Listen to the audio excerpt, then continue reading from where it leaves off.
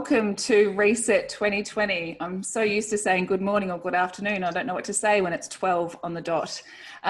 This is our 8th live show. Welcome to Reset 2020. My name is Julia Keedy. I am your host today. I'm also the founder and the CEO of the X Factor Collective community. Great to have your company here with us today. Before we kick into it, I would like to begin by acknowledging the Arakwal people, the traditional custodians on the land on which we are recording from here today. I pay my respects to their elders past and present, and I extend that respect to any Aboriginal and Torres Strait Islander people joining us here today. Today we have two philanthropy sector leaders as part of a two-part series on philanthropy intentions and directions during and post COVID-19. This is all part of Reset 2020 project, a research study and live programming designed to help extend support and advice to as many organisations as possible during this most unusual time. Reset 2020 is part of the programming area in the collective and made free and available thanks to our partnership with Equity Trustees, and also thanks to many outreach partners that have been able to share this and get this out there to as many organisations across Australia as possible. If this is your first experience with Reset 2020 and the collective, welcome. It's lovely to meet you. The X Factor Collective is a community where social change makers access support and advice from a trusted and experienced community of providers. Our mission is to improve wellbeing and reduce burnout in social change makers. And what we want to see is enable change to happen in a much more collaborative way. Before we get started today, just a couple of housekeeping notes. We are using Zoom platform today, which you may be getting very familiar with in your life right now. So we'll have the chat box over there where there's going to be some phone links for you right now. If your link drops out, your video link drops out, you can jump back in via the phone. So take a screenshot of those phone numbers there now so you can actually call back in and you've got that at your disposal. Today we will be hearing from our speakers for the first half of our session, and then we're going to have time to answer your questions. So please, if you've got a burning question for Natalie and Maree today, please lodge them in the Q&A box. So if you have a look on your screen, if you're new to Zoom, there's a Q&A box there, and that's where we'd love you to put the questions. We are recording this session here today as well. You can ask your questions anonymously, so please choose that option if you like. We are recording and all these recordings will be made available and shared widely. So let me just take myself off spotlight view now and show you the beautiful screen that I can see here. And welcome Natalie and welcome Maree. Hi, good to be here. Great to have you here today. So I'm going to introduce our lovely guest panelists here for you today. To my left on your screen is Natalie Egleton, the CEO of Foundation for Rural and Regional Renewal. Hi Natalie, give us a wave. Hello. And below there is Maree, and she is the CEO of Australian Communities Foundation. Hi Julia, hi Ren. Great to have you here. All right, well, let's jump into it. And let's start with you first, Natalie. For those who might not be familiar with FRRR, and I'll abbreviate it down to FRRR for today, can you please give us a brief overview? Sure, thanks Julia, and really great to be here and appreciate the opportunity to share, but also really keen to get into the questions later on. So FRRR is a national philanthropic foundation, and we're focused on increasing equity of access to opportunities across rural, regional and remote Australia. And that's through a grassroots and place-centric model of philanthropy that involves providing funding and capacity building support, brokering and leveraging partnerships, and also connecting insights and learning through right up from the grassroots to places of influence and decision making. So our model is really one founded around partnerships and collaborations. So we work to harness the collective capacity and resourcing from philanthropy, business and government, and channel that through to community-led initiatives that are going to help rural Australia to be more vibrant, sustainable and adaptive. So FRRR was founded in 2000, and since then we've distributed well over $100 million to over 10,000 projects nationally. We do have a particular leaning towards more rural and remote communities, recognising that there is significant inequity in access to opportunities, which includes access to philanthropy. So we play a big role in joining those dots and hopefully catalysing really great outcomes. Yeah, absolutely. And happy 20th birthday year as well. It's been a big milestone for sure. Yeah, we're adults now. Very good. And let's move across into this whole world that we're in of COVID-19, and there's been a lot that's happened for rural and regional Australia before even COVID hit. Can you take us through a bit of a top line understanding of what you've seen as some of the major impacts, I guess, over the last few months with COVID, but even leading into COVID as well? Yeah, I mean, it's obviously been a very tough 9 months, 10 months, given we're now middle of the year for a lot of places across regional Australia. Drought obviously has been prolonged and very severe across many parts of the eastern seaboard, but also across in WA and even parts of the NT. And that, you know, that very slow natural disaster has really really devastating impacts on local economies, and FRRR has been supporting those communities for a long time, along with many others. And obviously the bushfires, and there have been floods and major sort of catastrophic disasters obviously across the summer as well, starting in spring last year. And so those, you know, those disasters have come on top of existing stresses in communities where, you know, there are depleted resources and depleted capital, but also significant planning and initiatives underway that were being led by communities that have been disrupted. And then, of course, we've got COVID, which has significantly impacted on the recovery of those communities and then added additional stresses onto other communities across the country. So I guess you know, if I were to think about the three top line things that are really, really problematic in this context, there's one, I guess, that is that transmission of COVID is actually very low in regional areas, but the impact has been on the economy stopping. So for particularly smaller communities and more regional and remote communities where tourism is an underlier in the economic profile, obviously that's been hugely disrupted and means that the cash flow is just really limited in some of these towns at the moment, which also means that that creates pressures on the local sporting groups, the local community organisations and volunteer groups, because sponsorship availability is really limited, and the ability to actually deliver activities and provide those participation opportunities in communities is really limited as well.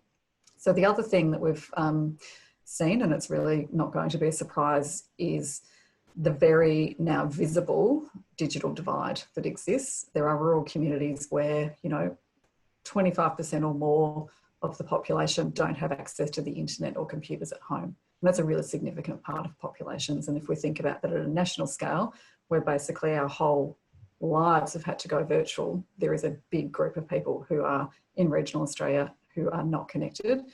And that brings with it a huge amount of concern about isolation, access to services, mental health challenges, etc. It goes on and it extends into the education and learning environment as well, as we've had to move to home learning in many places as well.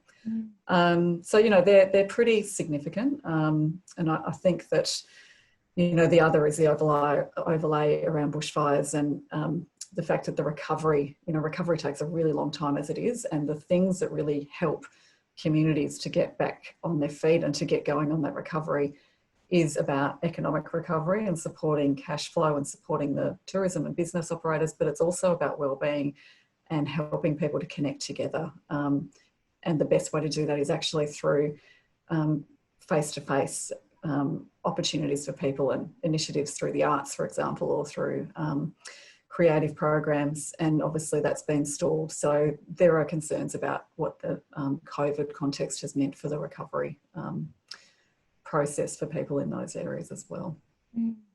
Yeah, absolutely. No, it's interesting about the digital divide, and that might be something that you've got a question here for Natalie today about that or something else. It's an interesting thing to come back to if we've got time, Natalie. moving across into just looking at some of the growth with FRRR as well, being a conduit for philanthropy and the private sector and government. And we'll come in next looking sort of the track of thinking here is the different types of organisations and specifically the private sector who want to be involved with FRRR and with rural and regional communities. Can you tell us a bit about the increase in support that you have seen over the last 12 months or more? And give us some examples around, especially from the private sector, what is the private sector looking to do and be involved in, and how are you being a conduit for this? Yeah, thanks, Julia. I think, there was a really big jump around the bushfires and in parts drought as well. I think that the business and private sector are recognising they have a part to play in the health and vibrancy of regional Australia, and particularly when we're thinking about agricultural production regions and what that means for food chains, supply chain, etc. It actually touches on a lot of the business communities. So there's been a clear interest there, and FRRR has partnered with a number of corporates through our drought support program to facilitate funding reaching into those communities. I think, that the bushfires, obviously the fundraising was enormous, and there's probably not an organisation in Australia that didn't contribute in some way, whether it was wanting to offer financial support or in-kind goods and services or access to volunteering capacity, etc. So, it's been quite a remarkable context in that way. And FRRR's, I guess, partnership model is that we enable funding to be provided to FRRR, and we then distribute those funds through grants to not-for-profit organisations and community groups across Australia, regional Australia. Yeah. And I think we've had a huge spike, and what I would reflect on is there's a desire for corporates, and particularly when, well, they're either big, but also the SMEs, the smaller businesses who might not have the capacity themselves or even the reach or the expertise to be able to know how to get the money into the right places, so that there's a starting point of very good intention and wanting to really provide money into places that they have a footprint and that they have a remit. They want the money to be provided in ways that aligns to some degree with their purposes or their business remit. But also they want to trust that it's getting into the right hands and being delivered with good outcomes. And so a partner like FRRR makes sense, because we can do it at an aggregate, but we can also tailor and target so that, it might actually be generating funding that goes into a particular place, or it might be a particular type of focus area. And so and it allows different degrees of, I guess, philanthropic maturity where FRRR can kind of walk alongside different corporates. So I think that's been something we've seen growth in and increasing appeal. And I think it's the tailoring that helps. A lot of businesses they've got their own strategies and they've got their own kind of value proposition for people working there. And so part of our role at FRRR is to help them advance their giving, but also making sure that that giving is impactful as well. Yeah. And I think an example that is interesting, or there's probably two, from an SME perspective, we partnered over the last few years with a family-owned company called Scenic World, and you know them, Julia, in the Blue Mountains, and we've assisted them over the last few years to tailor some small granting in the Blue Mountains region, which is where their tourism footprint has originated. And for them, they've got a footprint, they've got presence, but they needed to have some additional capacity and some additional rigour in the background that could help them to distribute that funding as best as possible into the organisations that are going to deliver work with really solid outcomes. And, it's been a really nice partnership where we've been able to be really targeted and really specific and tailored with them through what is actually a really large aggregate grant program that's national. So it's meant that they can have that footprint, but also be part of something bigger. And it's, obviously much more cost effective as well. And just a second example, which is probably the other end of the spectrum, we've partnered with Westpac Foundation recently and just announced the grants yesterday. And, for them, our conversation was, really lovely in that they had a maturity in their giving strategy, and they recognised that there was a huge amount of resourcing going to bushfire recovery, but that there were a lot of places in regional Australia that weren't affected by the bushfires. And there was a concern that those places might be missing out on philanthropy. So there was actually quite a deliberate strategy to say this is not going to be about bushfire recovery. It's going to be about really supporting some of the capacity and capability around employment pathways and education and training opportunities for people in regional communities, which was pre-COVID that we designed that, but now obviously it's extremely important. So that was, I think, a different way that we were able to partner, and it was about extending their reach into regional communities that they didn't necessarily have themselves. Yeah, great. And yeah, very, very, very relevant in the last couple of months then. Who would have known? I know. Going down that track a little bit more, Natalie, into for our listeners here live today and those listening over the next couple of weeks to the recordings, can you share with us some examples of, I guess, the existing funding and the existing sort of practical supports that are being made available through FRRR to rural and regional communities? Sure. For those that know FRRR, we often do have many programs on the go, and they do, because of our model as a partnership sort of organisation, we run our grant programming in a couple of ways. So one is that there are grant programs that are collectively funded that FRRR raises the money for and then runs grant programs to provide that money. So one of those is the Strengthening Rural Communities program. That's our long-standing small grants program. That's just had a pause to reset the guidelines to align with our new strategy and bring online a bushfire recovery stream. But that will kick off again late July, and that'll be a quarterly funding program. So rolling, can apply anytime. Grants are up to either $10,000 or $25,000 for bushfire recovery. So there's the guidelines will be out for those late July. The Tackling Tough Times Together program, again, is a rolling program that's assessed quarterly that provides funding for drought affected communities with a long-term recovery and resilience lens. It's national, so is open to any drought affected area across Australia. And that one, yep, the guidelines are up and you can have a look at those anytime, and there's a couple of tiers of funding there. And we've got a few others coming online, which are through our philanthropic partner sub-funds. So like the Westpac program, we run grant programs with and on behalf of other funders and corporates. So we've got a few that will be opening in July. One is likely to be the ANZ Seeds of Renewal program, which has run in partnership with them since 2003. So it's a very long-term program that will have a focus around financial inclusion, housing and environment, and a few other place-based programs that we're developing, which will be launched soon, which will be on our website. I'd encourage anyone, and our newsletter, sorry, I'd encourage anyone that's not already signed up to our newsletter to do that. It's a monthly newsletter that shares updates on grants, but also outcomes of projects and some sort of tips and hopefully inspiration for things that are going on across the country. And our social media channels also have regular promotion. Yeah. The other one, Julia, I would just mention that might be of interest. It's not a grant program per se, but we do offer not-for-profit organisations in rural communities an avenue to partner with FRRR, whereby if they don't have DGR1 status, they can partner with FRRR to raise money, and FRRR can receive donations for particular purposes through a partnership with that organisation. And we then, through an MOU, are able to receive the donations, provide tax deductibility to a donor and re-grant those funds to that organisation for those purposes that we've agreed.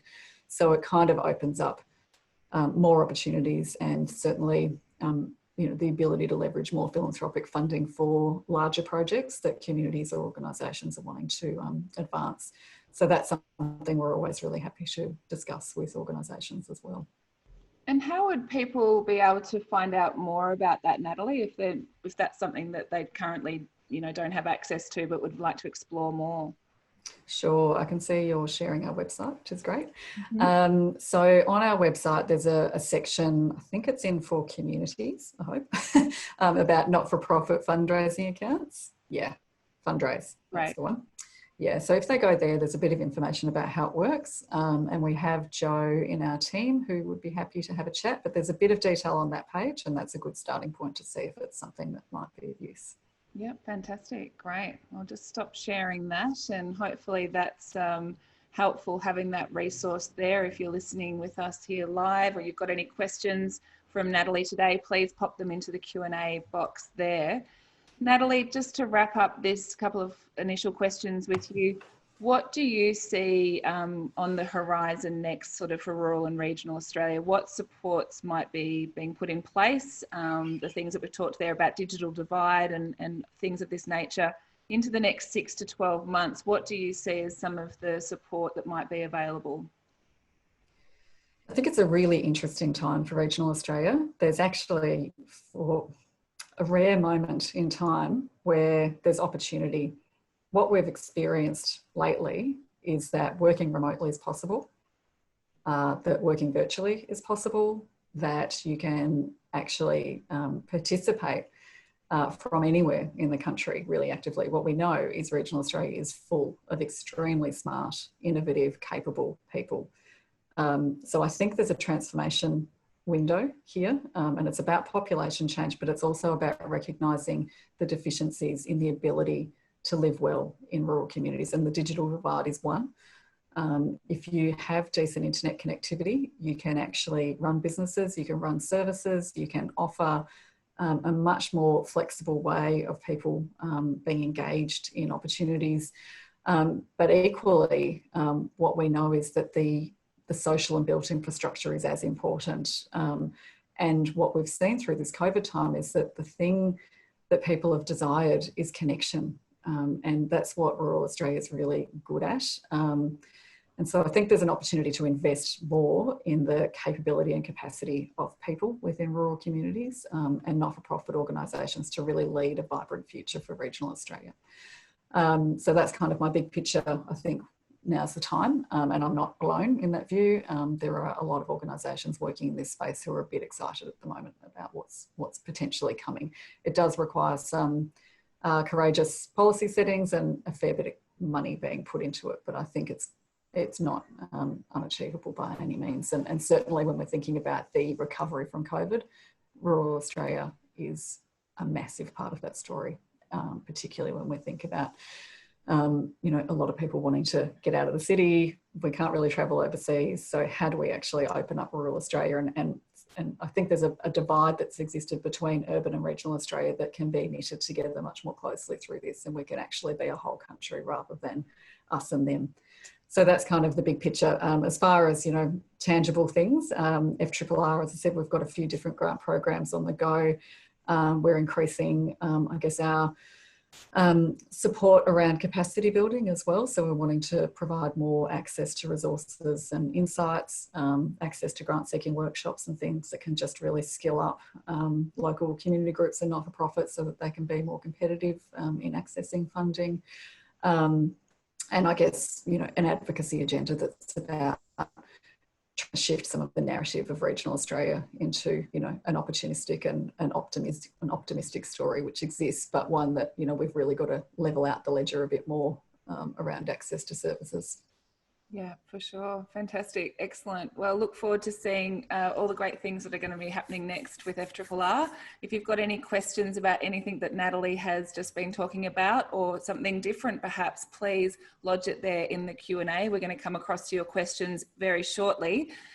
Thank you very much for that, Natalie. We're next going to hear from Maree, but before we do, at each of our live shows, we have a live poll, and that's really just to understand what's going on for you at the moment, what's your greatest bugbear, your greatest challenge right now, and it's actually helping us think about what we can do from a programming and resourcing point of view into the future. So I'm just about to launch that live poll now. If you were a part of the show on Thursday, where we had 3 philanthropy sector leaders there on Thursday, you may have already participated in this. If not, you can jump straight in. So I'm going to make that live there now, and you can actually see the question as either a funder or a fund seeker: what's your greatest challenge right now? You can choose as many topics, any answers there as relevant for your organisation. So if you want to jump in there, have a look at those options and mark in what's your greatest challenge right now, and we'll share those results with you shortly.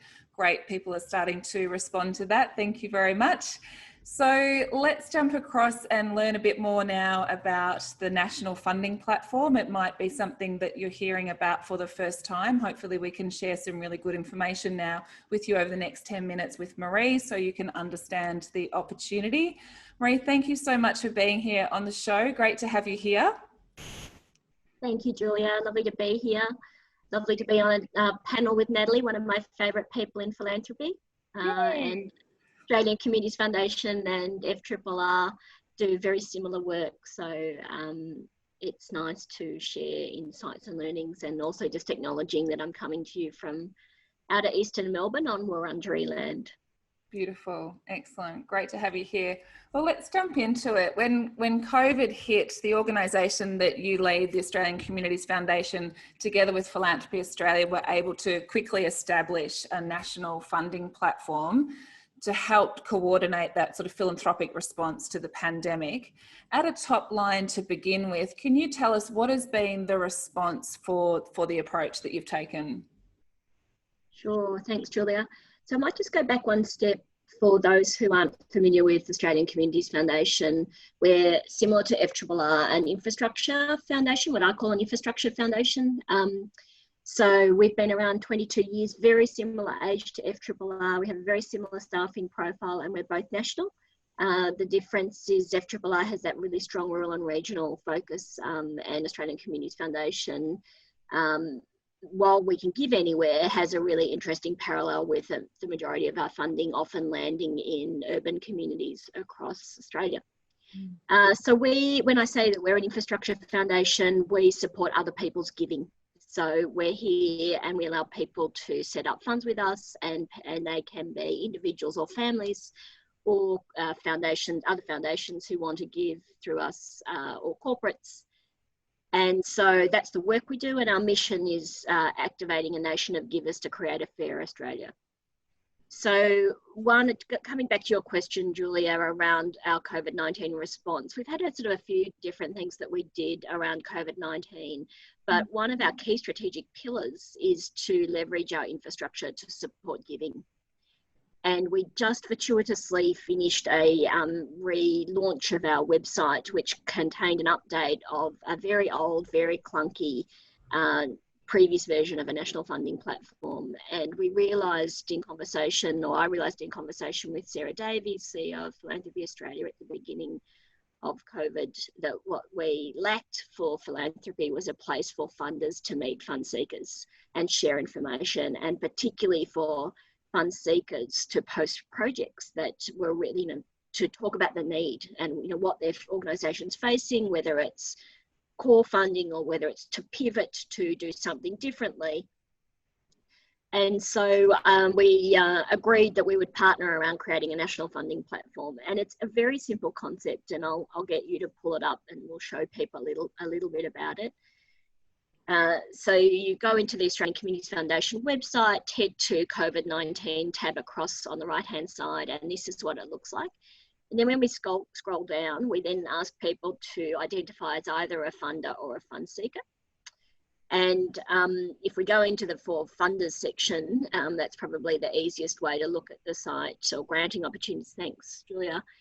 This is what how it appears if you're a not-for-profit organisation and you've wanted to post a project on the site. So we ask you for a very simple description of the project or initiative, or indeed just your organisation, because many people are looking for core funding.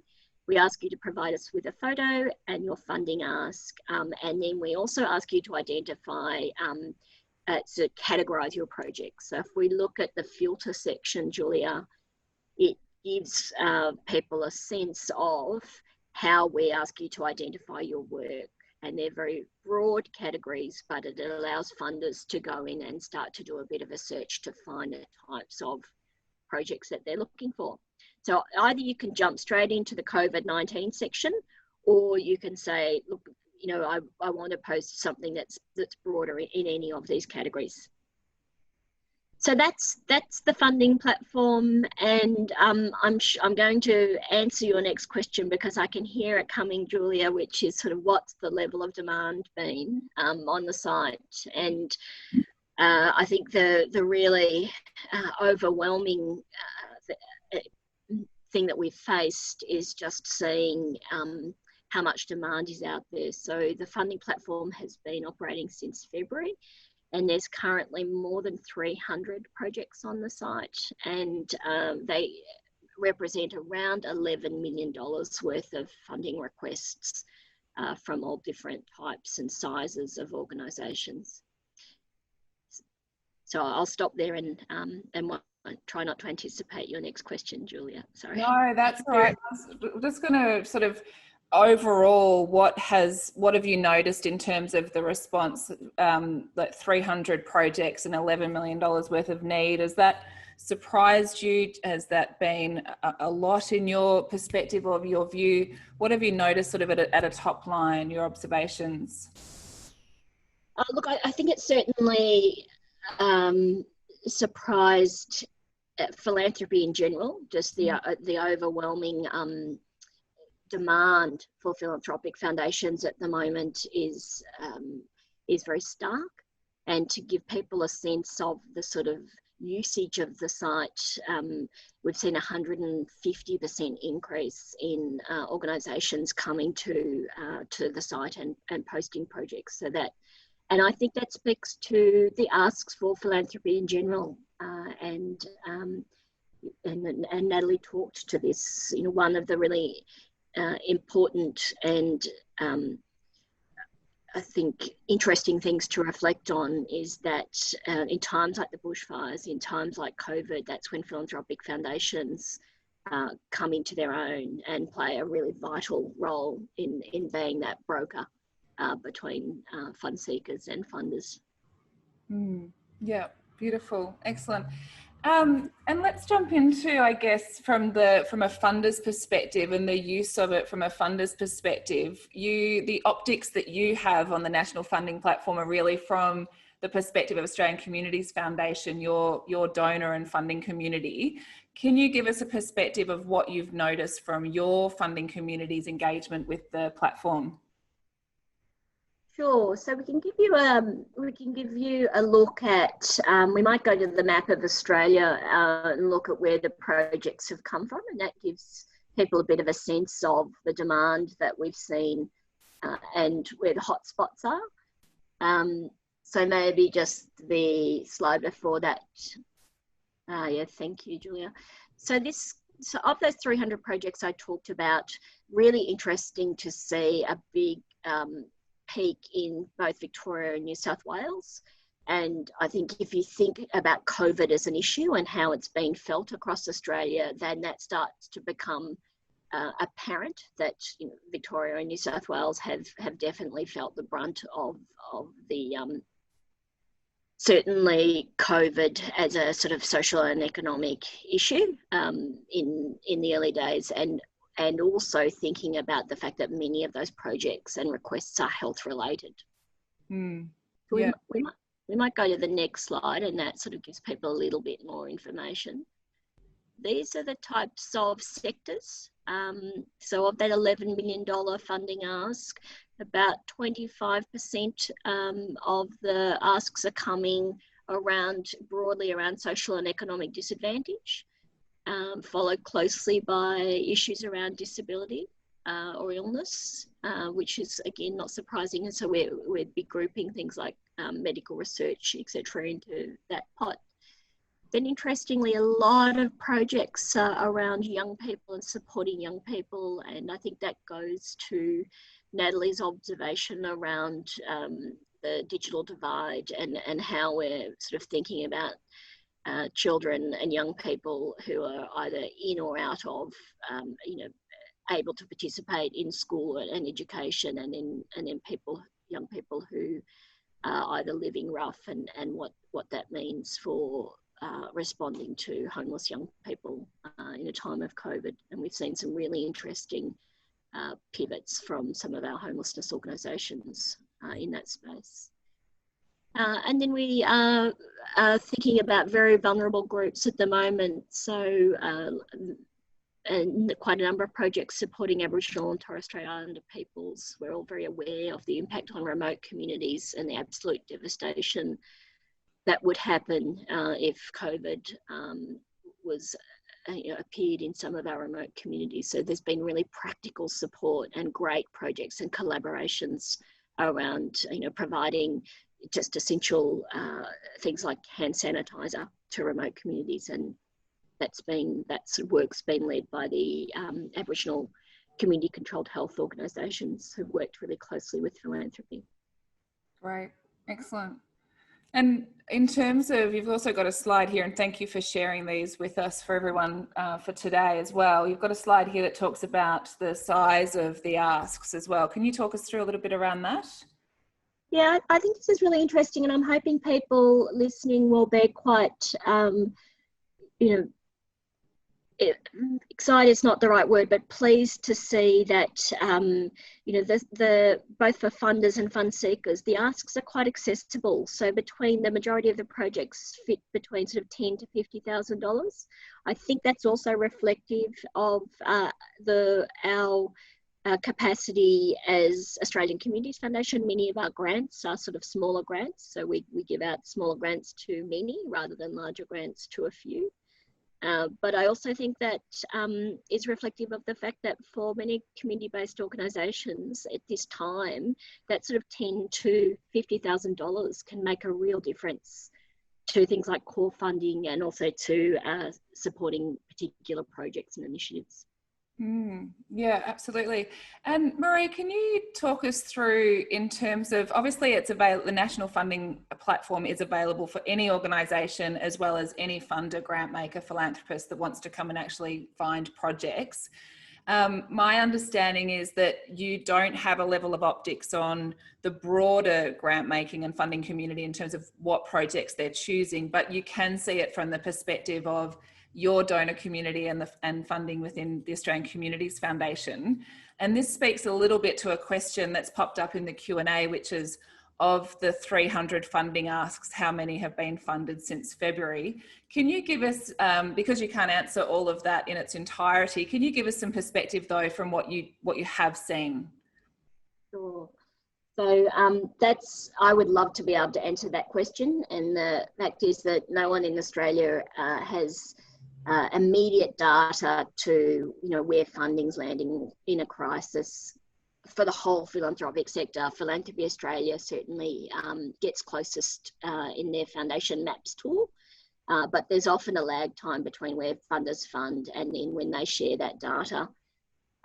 Certainly for Australian Communities Foundation, what I can talk to, so we've distributed around $600,000 through COVID, and prior to that about 2 million through the bushfires. And what I can show, perhaps on the next slide, Julia, is a comparison. If we use that as a microcosm, remembering that we're an aggregate foundation, so we represent around 1,000 donors, if we can make some assumptions about what that might look like for the sector as a whole.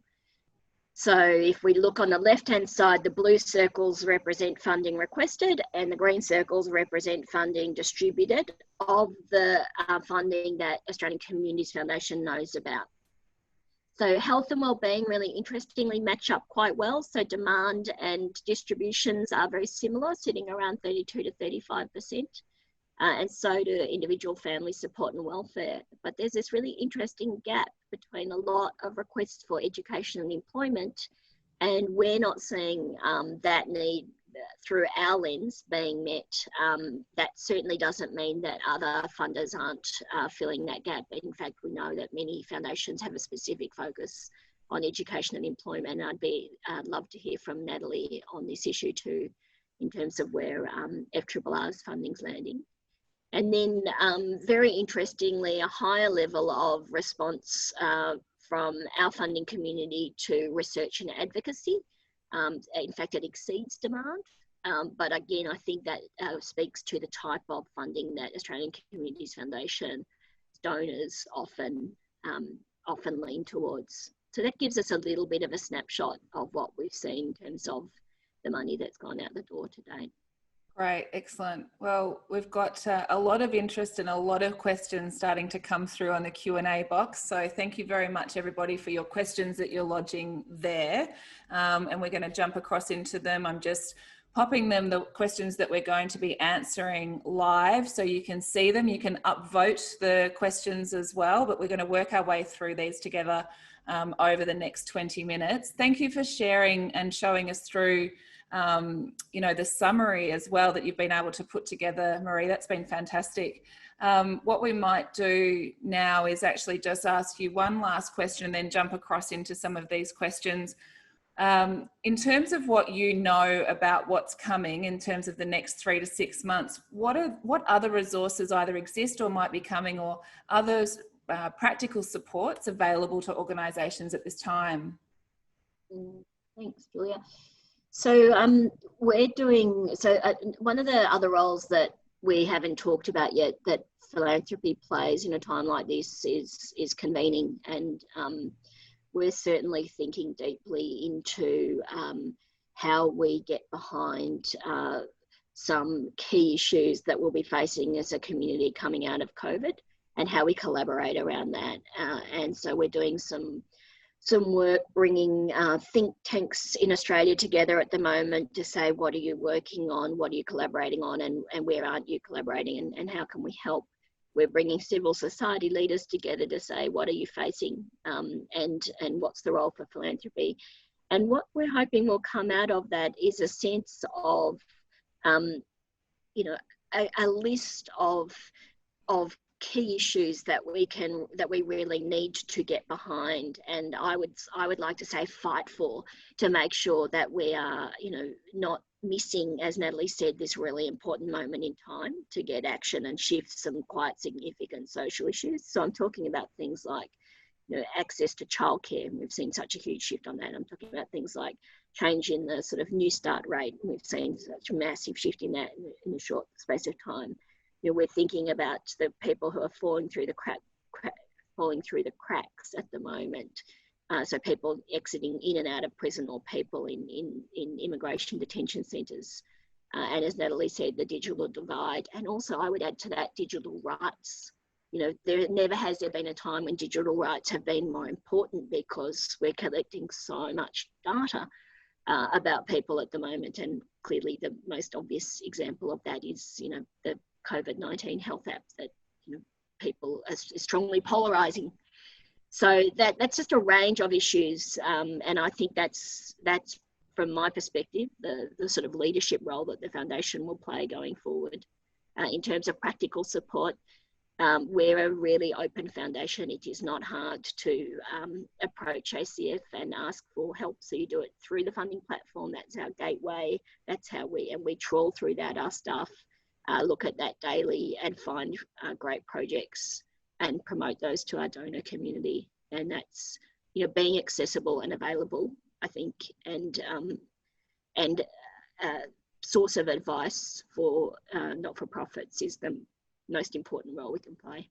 Fantastic, excellent. That's great. Well, I'm just going to just change the screen view here. This is for post-production. Now we can see everyone here again when we have the recording available. So thank you so much for that, Maree. There's a couple of questions here specific to the platform, which I'm just going to go through. We've got about the next 15 minutes to go through these questions together. The first one is, from your experience to date, what is the optimal amount to promote through a platform like this? For example, does it work well for a $15,000 ask and not for a $200,000 ask, or does it make no difference? If you could give us some views there, please. I think this question, so there's a short and a longer answer to this question. I think the short answer is sort of smaller asks are always more accessible in a many-to-many environment, because if you think about sort of who sits behind Australian Communities Foundation and the cohort of other trusts and foundations who will be dipping into this platform, they're probably likely to be looking for a list of maybe 5 or so organisations that they want to give money to. So that goes to sort of keeping the asks reasonable. But I do know that there are very large institutional funders who are using this platform, who have great capacity. So that doesn't mean that you shouldn't post the larger asks. I think it comes back to the organisation. So larger not-for-profits are often going to be wanting larger grants because that's more cost efficient for them, and smaller community-based organisations often aren't asking for as much money. So, and that funder will look to the type of organisation it is to actually think about what is reasonable in those circumstances. Yeah, great, fantastic, excellent. Hopefully that answers your question there. There is a specific question around how many of the 300 funding asks have been funded since February, and I know that you can't answer that, but to try and answer that question as much as possible, do you have a sense in terms of a rate or a percentage in terms of them actually being funded that you're getting in terms of feedback as yet? So I should explain to people why we can't answer that question. And it's not that we're trying to be evasive here. It's just that we only have a line of sight to the money that goes out the door from Australian Communities Foundation, so from our donor community. And that is around 50 or so projects to date have been funded through our foundation. What I can't tell you is what other funders are doing with this information and whether or not they're funding the projects that they're seeing on the platform, because it's not built into the platform to have that feedback mechanism. So I cannot tell you. I would love to be able to tell you this is a real gap for philanthropy, as we said at the start, in terms of collecting that in a timely fashion where money's landing in the community. Sure. I guess it probably speaks to people also wanting to kind of make that assessment from that type of question as to the, is this worth my time? Is this worth us, in a space where time is limited at the moment, is this worth us putting it up on there? I'm going to ask that question on behalf of everybody. Obviously the answer would be yes, get it up there. You've got to have that level of visibility. But what sort of time is involved, Maree, in actually posting up a project on average? Thanks for asking, because I was about to say that less than half an hour. We've kept it so short. It's really deliberate. A short paragraph, a funding request, a photo, and more information that you can post. So you can link to a proposal if you'd like to, but you don't have to. You can just link to your website. So it's specifically designed for donors to trawl through or funders to trawl through and contact the person if they want more information. So we're not wasting people's time. So I would say it's probably not an unreasonable amount of time. Yeah, great. So to answer Katrina's question here, and Katrina, I'm going to just mould your question a little bit. Katrina's asked how many funders have contacted you to say that they want to fund a project, and are you seeing strong engagement from funders with the platform? Again, just to reiterate what you've just said as well, is that you really can only see it from the optics of your donor community. But when a project is posted onto the platform, in terms of then engaging back with your donor community, is that something that you're sort of actively reviewing and then being able to connect projects? Are you doing some of that sort of manual work in the background as well? Yeah, absolutely. So that's what we have a grants team of 5 people, and that's what they do. That's their how they spend a lot of their time at the moment, which is connecting funders and fund seekers. I can tell you, to give people heart, that I've had a lot of anecdotal feedback from a range of foundations across the country who are going to the platform and choosing projects from it and taking it to their trustees. I just can't tell you how many. Okay. But I think the other thing that people were asking, which I think is a good question, is around operational, so core funding versus project funding. Yes. We've seen a really great uplift in donors and funders recognising the importance of core funding. And I know I can see Natalie nodding as well, and funders are really very aware at the moment that capacity building funding, core funding, is so important. Yeah, great, fantastic. There's a question there straight to that around are you noticing any shift in philanthropic attitude to core funding at the moment? Natalie, I might just speak to you as well there in terms of the different types of donors that you engage with, and you mentioned SME businesses as well as the sort of corporate end of town. Are you noticing any shift there in terms of that understanding and appreciation around core funding as opposed to program funding? I think different types of funders have different appetite for that. And sometimes it's about maturity and experience in working in philanthropy as well, because, you know, underlying a willingness to fund core operations and capacity building lies an innate trust that those organisations know what to do with that money if they're well resourced. And so there's kind of a bridge to build there, and that takes time and experience and a bit of practice and seeing things not always go perfectly, but, you know, being comfortable with that. And that's part of FRRR's role, is to kind of steward some of our donors into that territory. So what I would say is, for those partners of ours who have a very, you know, experienced philanthropy base, they're really comfortable with that, and they can see, and they're very happy for us to say, you know, to give us the discretion essentially at FRRR to say, well, you are doing the work with the community organisations, so you work out, you know, if they're telling you they need this, then you do that work and kind of make it happen. And then we've got others who are still quite wedded to wanting to see a tangible project. And that sort of is part of how they tell their story about their philanthropy and their giving as well. So there's nothing wrong with that. And I think we need all of it. You know, projects are really great and they're important. They do really great things and they're needed. So for us, it's about just trying to level it out a little bit more. And we're certainly working through, at the moment, internally, considerations of how we support more organisational capacity with what's essentially, similar to Maree's comments, quite small amounts of money. So, you know, we can't prop up a whole organisation with 20 grand. So what can it do? You know, what's the power in that money that can really enable an organisation to get through, particularly a tough time like now? But obviously FRRR and ACF work with organisations in and out of crises. Yeah, fantastic, excellent. We've got a couple of questions just back to the platform, and then I'm going to come back to you as well, Natalie, some rural regional specific questions. One easy answer one here, anonymous question. If funding was received through the platform, what obligations does the group have regarding reporting levels? Would we be required to supply an acquittal directly to the funder? Maree, I might get you to answer that one. Sure. So if funding's received through the platform from Australian Communities Foundation, we have a reporting requirement, which is a fairly standard and not particularly long acquittal form. If funding's received from another philanthropic foundation, then it would be up to that philanthropic foundation to determine what level of reporting that they would require.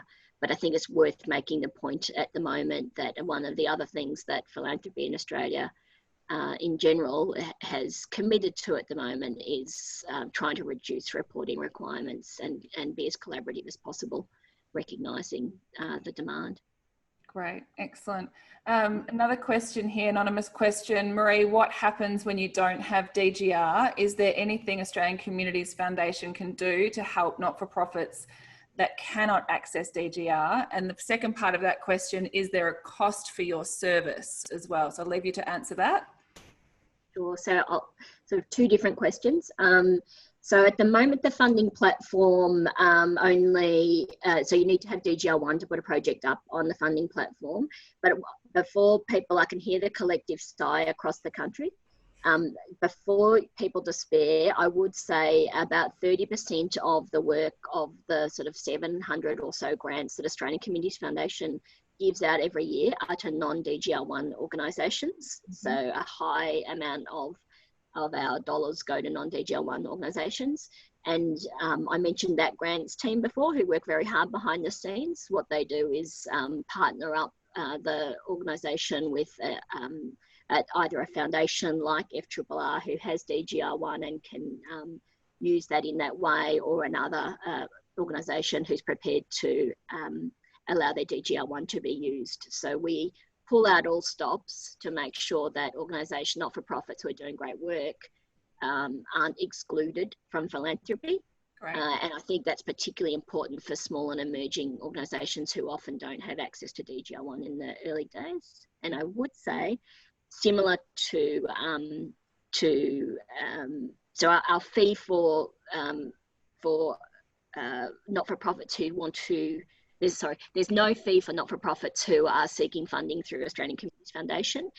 But similar to Natalie's support at FRRR, we also offer what we call not-for-profit future funds. So if you want to actually set up a fund with Australian Communities Foundation, which you can as a not-for-profit, and that goes to sort of fundraising support, then there is a fee for that, and those fees are on our website, which you're welcome to go and have a look at.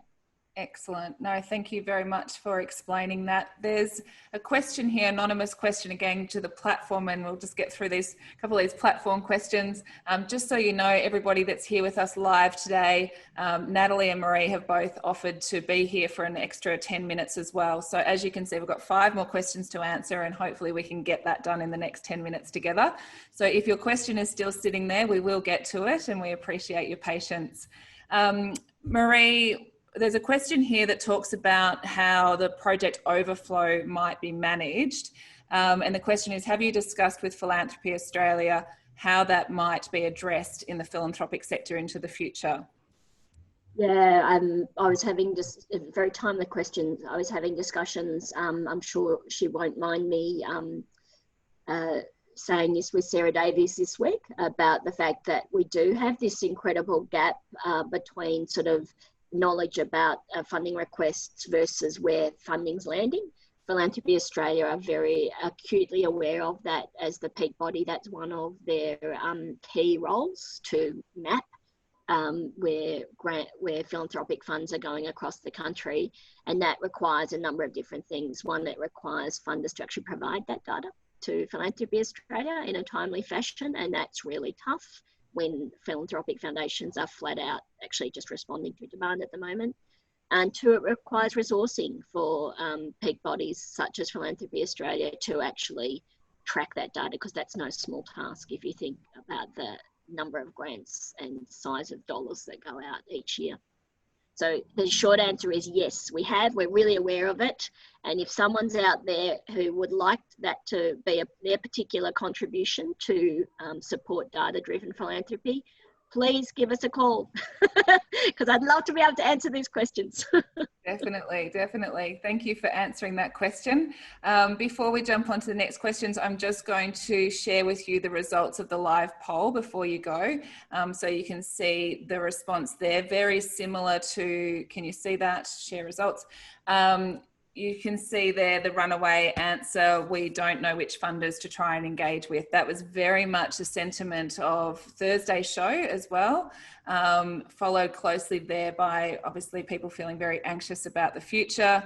A number of grant makers saying there our income is so uncertain that we are unsure what we can afford to distribute right now. That's coming through strongly as well on Thursday. And the top one there, 28%, we can't find information on practical support. So thank you very much for responding to the live poll. All of this data is actually helping in terms of what we can actually do as a community to provide more support and advice into the future. Coming back to these couple of questions there now, gosh, where are we up to? I'm going to ask a quick yes/no question from you, Natalie. Does FRRR fund money for signage in museums? A question from Gail. Yes. Great, excellent. Gail, there's the yes question. And the so Strengthening Rural Communities program would be the one to look at. What, can you say that again, please, Natalie? Depending on where you are, but I think the Strengthening Rural Communities program will be the one to look at for that. Great, excellent. Gail, thank you for your patience, waiting desperately for that answer. I'm sure sitting there hoping it'll be answered. Jump onto the website, Gail, and hopefully you can get some more information there or speak to the wonderful people in Natalie's team. We've got 3 final questions here to go, and I'm going to kick off with this first one here, anonymous. What advice can you provide to NFPs, not just the small ones, that are facing reduced fundraising revenue in financial year 21, given the pandemic and the associated financial downturn? And we're moving into the question. Our board is looking to philanthropic partnerships to help fill the fundraising gap. How do you build new philanthropic partnerships in this environment when the philanthropic space is a new focus for the organisation? So I might get you both just to provide maybe a response to that, some advice for this organisation moving forward. Well, yeah, I can hear that that's challenging if it's a new strategy and you're stepping into a far more busy and pressured environment. I mean, the one thing that I've learned over time, and before I was on the grant making side, I was a fundraiser for many years in grassroots and small to medium sized not-for-profits, and I can really appreciate how impenetrable it can seem when you're trying to get a foot in and understand. And what I've learned is, don't be afraid to call people and just ask them. Just actually, you know, it can feel like there's big walls around foundations sometimes, but what I've learned is there are real people behind them and their sole focus is on doing good. And if you're doing good and you've got something, use conversations as a learning process and actually ask, what do you think we should be doing? This is what we're thinking. And that might sound like a really loose answer, but actually it will get you far, because what I've also learned about philanthropy is it's all about relationships. It's about getting to know each other. All funders are different. Every set of criteria you'll see is different, and it depends on whether it's a family foundation, which comes from a place of deep personal value, through to a corporate foundation, which is aligned to a strategy. And so therefore there's a lot of diversity, and there's no way of kind of just saying, okay, well, this is our proposition to philanthropy. It's actually far more, far more bespoke than that. And so that would be my recommendation, is don't be afraid to actually, obviously do some research and find some foundations that look like they might have alignment. And not all of them have a presence, but for those that do, just go and pick up the phone and try to make a time with some of their program staff or their CEO. Yeah, beautiful, excellent. Maree, do you have anything to add to that? Might be a little bit different.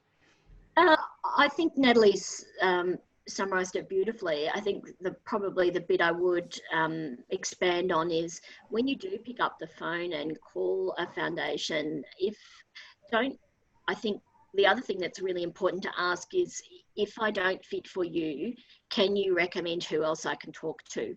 Because the philanthropic foundation sector is not large, and we're all really aware of both how each of our foundations grants, but also where and in what types of sectors each of our foundation grants. So we do spend a lot of time talking not-for-profits through which foundations they might approach and how they might approach them and why they might approach them. So that information gathering, and often I think it's also okay to ask for a referral. Can you introduce me to so-and-so at such and such foundation who might like to know about my work? So I think that all goes to Natalie's emphasis on relationships. Beautiful, great advice, and great reminder as well. Sometimes we forget these things, and we just need to be reminded. So hopefully for everyone that's listening here live with us or watching this recording, hopefully that's really helpful for you over the next couple of months. Be brave, we're all human, pick up the phone and ask for that referral. That's a great advice. Two final questions here. I'm going to jump into Good Things Foundation question, and then Kate's, we're going to finish off on Kate's question. Good Things Foundation. We at Good Things Foundation are focused on reducing the digital divide through a network of over 3,000 community partners across the country. Interested in your thoughts about the digital divide in regional areas, as many people only talk about access to the internet and devices as the key issue, but our focus is improving digital literacy and confidence to use the technology. Is your experience that is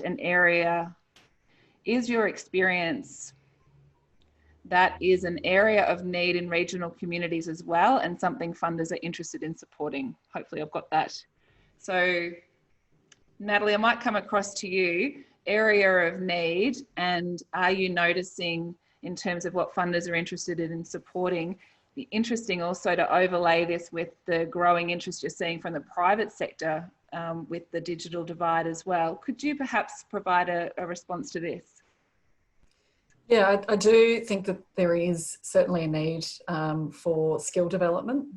We hear that at FRRR, particularly from volunteer committees, for example, who are suddenly having to work virtually and hold their committee meetings virtually. So that's been, and even in the bushfire recovery context of having to, try to connect with people virtually. So there's certainly a capability requirement level there. And then there's kind of different parts of populations and communities where, for example, older people, even in the school environment though, it's been really interesting to see the different levels of capability within schools and preschool settings where they haven't needed to rely on digital infrastructure quite so heavily. And so it is quite diverse in terms of the level of capability. And that's something we're increasingly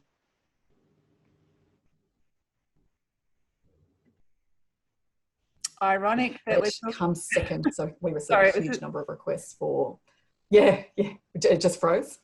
Yeah, Natalie, sorry, we're talking about digital divide and of course the gremlins start to play up. Sorry. Can you just go it's back? Always the way. I know, you're like, what was I just saying exactly?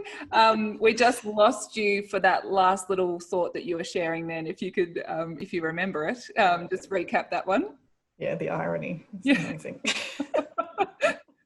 The need for skill development is certainly there, but it comes from FRRR where we sit. At the moment, it's still coming second to the need for actual equipment and infrastructure. So there are a lot of schools operating with very suboptimal IT in terms of just the types of computers that children and students have access to. We've got not-for-profit organisations that have had one laptop between the whole committee, for example, that are suddenly needing to actually have better and more formalised IT infrastructure. So there's a lot of shift happening there. And then there's kind of the online world, and we see this a lot in more remote areas around more advanced web portals to manage arts programs, for example. And so that's a combination of capability and equipment and resourcing.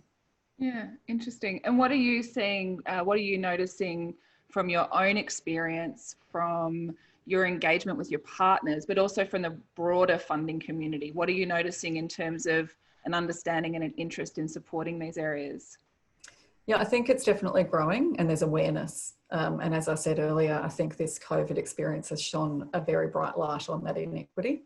And there is increasing concern. There's a question about what role philanthropy can play, because we've got telecommunications infrastructure that we actually can't do anything about, like when my line drops out.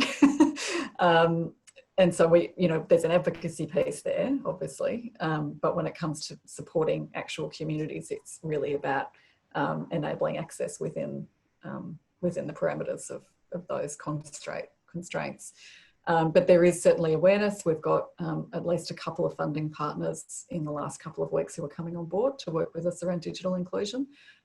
So I think that will increase, and certainly through our education programs, it's been a significant concern. We run a back to school program which provides funding vouchers for and in partnership with community foundations and not-for-profit organisations, and there's been significant demand for devices and training in that program as well. Beautiful. So yeah, and growing funding availability for that, which is good. That's great. That's great to hear that there's growing interest there. Maree, are you noticing anything in that sort of digital divide space, having such a broad view across so many different focus areas and impact areas? Are you actually noticing anything there in terms of more funders curious or wanting to engage in that way? Yeah, look, absolutely. And I think for me, it's part of the bigger issue of the fact that inequity is just much more obvious at the moment. So I wrap it up in the fact that we've had many layers peeled back from our society, and we can see the pressure points, and digital divide is clearly one of those. And I think to sort of repeat one of my earlier points, the other side of that for me is digital protection and privacy. And I think they're both very, very of high concern to funders at the moment, and as they should be. Yeah. Absolutely. Excellent. Well, we've got one last question here, and I've left it to last because I thought maybe there might be a nice little example that you could interweave as part of this question, just to put you on the hot seat as we wrap up. And the question is from Kate, and it says, Natalie, given the extent of the impact of COVID and that demand for funding support and grants may well exceed supply, can you talk a bit about how rural and regional communities should explore building partnerships and collaborations and work collectively to access support? It's a long question, to enable impact and support recovery in their communities. So we're looking at that. Can you talk a bit around the building partnerships and collaborations? But there might just be something there as a little example that you might be able to speak to, so we can end on a really positive note today. Thanks, Julia. I'm wondering if you've got an example that you're hoping I There's a lot. Great question, Kate. So yes, the funding available will outstrip the demand, and it always does. At FRRR, our average success rate, for lack of a better word, is between 40 and 50%. We are seeing significant increases in demand because there's limited other funding within rural communities, and so the sponsorship dollars are tighter, etc., etc. Volunteer time is less available, so it's costing more because we haven't got as many co-contributions in time and goods and services. So that's just a reality. But I think in terms of how rural communities should partner and collaborate, so I'm not a fan of collaboration for collaboration's sake. I'm never a fan of just, seeing conversations and meetings and all of that. But what I am a fan of is thinking smartly about how to harness resources. And in rural communities, I think, at FRRR, we receive 3,000 odd grant applications in a year. So it's significant. And we receive applications from particular towns a lot, which is great. Sometimes when we're looking at a grant round and there might be 4 applications from one town and it's really apparent they haven't spoken to each other, that's when it becomes problematic, because then we're left with the choice. And so what I would say about this is actually you have the choice and you have the power. So you should work smartly so that when it comes to us, you're making it much easier for us to be able to fund you. So that's one level in terms of just working strategically with grant seeking, is think about how you make it easier for the funder to fund you. And remember that we see things across the spectrum and that the sector does talk to each other, as Maree said. So there's kind of, an awareness there that's important. But I think, working smartly would be, if you've got 3 or 4 initiatives that are really important to the community, is there a way that one organisation can auspice the funding for those projects and actually have it as a wrapped up initiative? That might be one thing to think about as an example. And I guess it's also, there's often a lot of talk about collaboration in terms of joining up, and I don't think that's necessary, but it's about how you paint the picture of the complementarity of the work and how you actually demonstrate that as a community, you're working together to actually achieve a common set of objectives. That's what I think strengthens the ask. And even if there might be a couple of different organisations applying from one town, you can at least tell that story. And so we're aware of this other thing, but we think it's important to do this as well. So, that's what it's about. And that's what rural communities can do well, because they're able to actually connect in that way. But the challenge is obviously time and capacity to do that. And I appreciate that's something that we hear a lot about, is we really want to do this, but we're just so stretched running our own thing. And so sometimes actually asking for support to do that work might be worthwhile. How do we, and we've done a bit of that work and funded a few projects like that at FRRR.